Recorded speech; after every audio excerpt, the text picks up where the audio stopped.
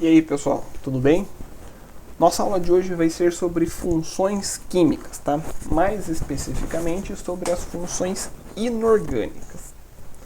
O que é essa história de função química, tá, gente? Todas as substâncias químicas que existem na natureza, elas apresentam um comportamento químico. Esse comportamento químico é a identidade dessa substância, é o que determina ela, que faz ela ser semelhante a algumas outras substâncias. Quando a gente tem um grupo de substâncias químicas que tem o mesmo comportamento químico, ou seja, que tem comportamentos parecidos, a gente diz que elas fazem parte de uma mesma função química, tá? Aí as funções químicas elas são separadas em dois grupos, as funções orgânicas e as funções inorgânicas. As funções orgânicas é conteúdo de vocês para o próximo ano. Lá no segundo ano a gente vai falar das funções orgânicas. Agora a gente vai falar especificamente das funções inorgânicas, tá? Inorgânicas porque, em geral, as substâncias químicas que a gente está falando não possuem átomos de carbono. Ou se tem, o átomo de carbono ele não é o principal ali formando um encadeamento, tá? Dentro das funções inorgânicas, a gente tem 4 principais funções que a gente vai estudar. Mas na aula de hoje a gente vai falar de uma só sobre os ácidos, tá? Mas existem ácidos, bases, sais e óxidos. Então, o que são os ácidos, gente? Todo mundo aí consegue pensar uma característica química que os ácidos possuem. Eu garanto que todo mundo deve pensar que ácido queima, que ácido é corrosivo, tá? Isso não é uma característica para todos os ácidos, tá? A gente poderia dizer que quimicamente os ácidos eles são parecidos, porque quando eles estão em presença de água, quando eles estão em solução aquosa, eles sofrem um processo chamado de ionização e vão liberar sempre como único íon positivo o íon hidroxônio, que é o H3O+, ou o íon hidrogênio, na sua forma simplificada, H+, tá? Essa é a definição de ácidos proposta por Arrhenius, é a definição mais utilizada. Mas a gente vai ver lá na frente que existem teorias mais modernas para a definição de ácidos que conseguem englobar um grupo de substâncias caracterizadas como ácidos que essa definição de Arrhenius não consegue, tá? Mas fica também para a nossa próxima aula. Olha aqui nos exemplos aqui de baixo. A gente tem o HCl, o HNO3, o H2SO4 e o HSO4. Todos eles, quando colocados em água, todos eles, quando misturados com água, eles sofrem reação de ionização. Essa reação de ionização é a quebra da molécula do ácido, formando um íon positivo, que é sempre o íon hidroxônio, o H3O, e um íon negativo, que é o outro íon do qual o ácido era formado. Aqui no caso, Cl-, NO3-, HSO4- ou SO4-2, tá? Como que a gente classifica os ácidos? Os ácidos eles podem ser classificados quanto a alguns critérios. O primeiro, presença de oxigênio. Aqui a gente vai classificar os ácidos em dois grupos. Hidrácidos são aqueles ácidos que não têm oxigênio na sua estrutura, não tem oxigênio na sua molécula. Oxiácidos são todos os ácidos que têm oxigênio em sua molécula. Fácil. Segunda forma de classificação, quanto ao número de elementos na fórmula do ácido, quanto ao número de elementos químicos que compõem o ácido. Binários, ternários e quaternários. Binário é um ácido que tem só 2 elementos químicos, ternários é formado por 3 elementos químicos e quaternário é por 4 elementos químicos. Gente, é o número de elementos químicos, não o número de átomos, tá? Terceira forma de classificação, quanto à quantidade de hidrogênios ionizáveis. Eles vão ser classificados em monoácidos, diácidos, triácidos ou tetrácidos. Monoácido só tem um hidrogênio ionizável, ou seja, quando mistura com água só forma um H+. Diácidos, 2 hidrogênios ionizáveis. Triácidos, 3 e tetrácidos, 4 hidrogênios ionizáveis. Próxima forma de classificação dos ácidos é quanto à força deles.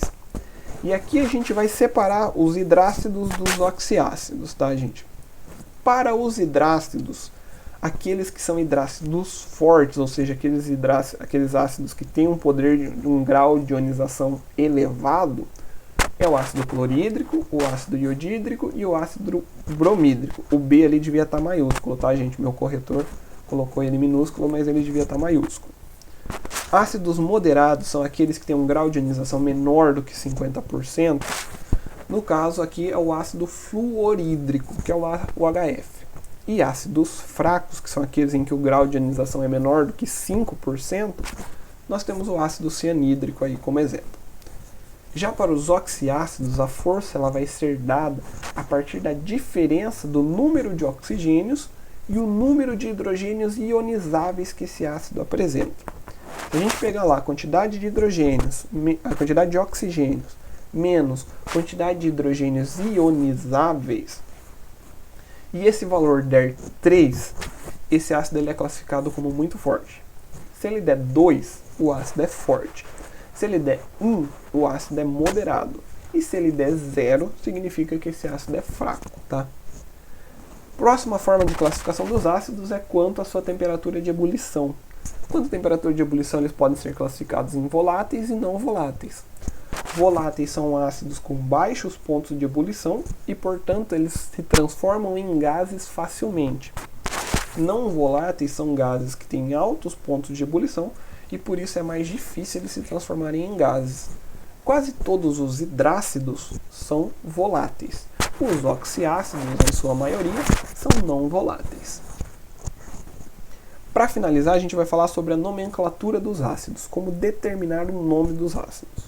Para a gente determinar o nome dos ácidos, a gente vai também separar os ácidos em hidrácidos e oxiácidos. Para os hidrácidos, a gente vai seguir sempre a regra assim, ó. Ácido mais um radical, que é o nome do elemento químico, da substância, do íon que faz parte desse ácido, e acrescentamos no finalzinho hídrico. Por exemplo, olha aqui, ó. Esse ácido aqui, ó, esse primeiro ácido, o HCl.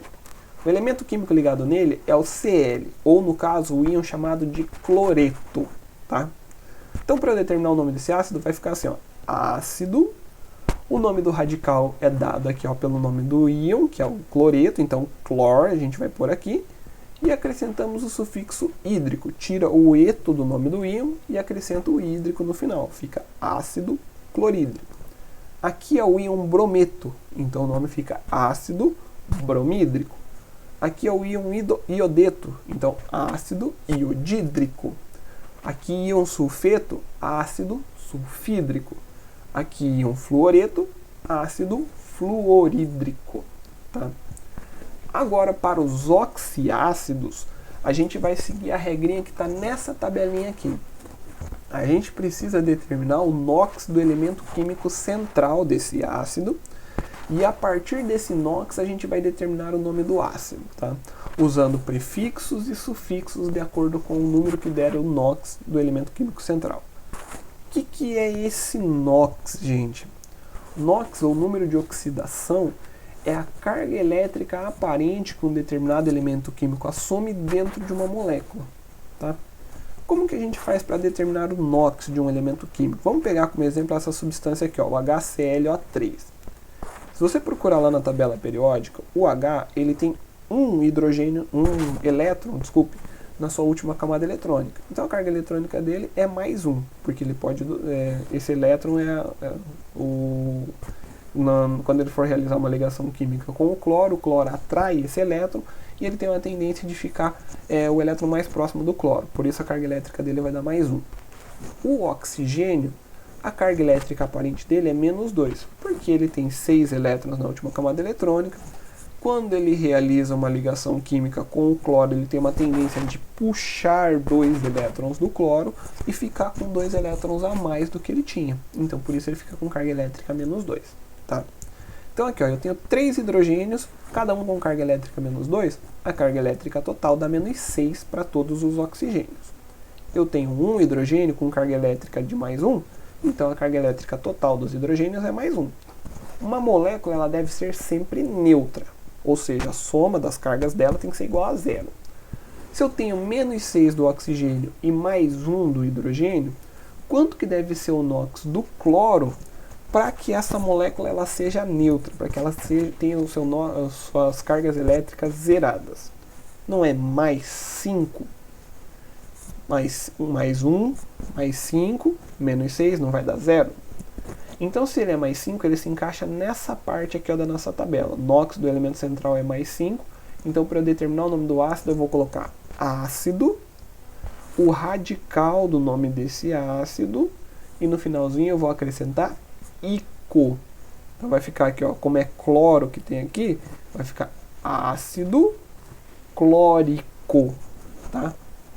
Para o de baixo, onde o NOx do Cl dá mais 7, a gente vai acrescentar o prefixo per antes do radical e o sufixo ico depois do radical. Então vai ficar ácido perclórico.